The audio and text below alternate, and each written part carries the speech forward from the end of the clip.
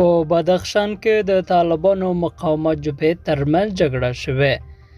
په بدخشان ولایت کې د طالبانو مقاومت جبهې ترمنځ جګړه دواړو لوریو لخوا تایید شوې ده.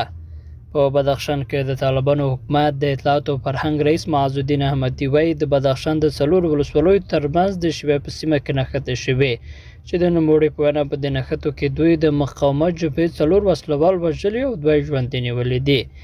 احمدي د غیدا په اړه چې د طالبانو یو مهم قوماندان له مقاومت جبهې سره یوځای شوی وایي چې نوموړی یو عادي کس و او مشهور قوماندان نه و.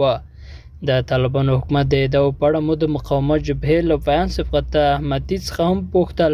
نوموړي په دې اړه زموږ پوښتنې ځواب نه کړې، خو پرون یې پر خپل ټویټر لیکلي و چې په 2 وروستیو ورځو کې د دوی وسلوالو په بدخشان کې له سخت ازموینې څخه تېر شوي دي.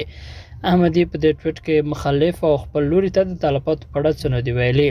تر اوسه پورې کومې خپلواک سرچینو هم د دغه نښتو د طالباتو په اړه څه نه دي ویلي او نه کوم شمېر چې طالبانو د بدخشان په جګړه کې د وژل شویو او نیول شویو په اړه وړاندې کړی تایید کړی دی.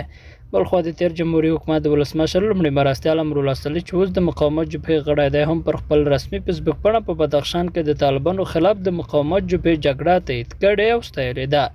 په بدخشان کې داسې مهال د طالبانو مقاومت جبهې ترمنځ د وسلوالو نښتو راپورونه خپرېږي چې تر دې مخکې په پنجشیر او بغلان کې هم دواړو لوریو ترمنځ وسلوالې نښتې شوې وې. د یادونې ده چې پر افغانستان د طالبانو په بیا ځلې واکمنېدو سره د مقاومت ملي جبهه د دوی په وړاندې رامنځته وخت په وخت د طالب ځواکونو په وړاندې وسلوال تحرکات ترسره کړي دي.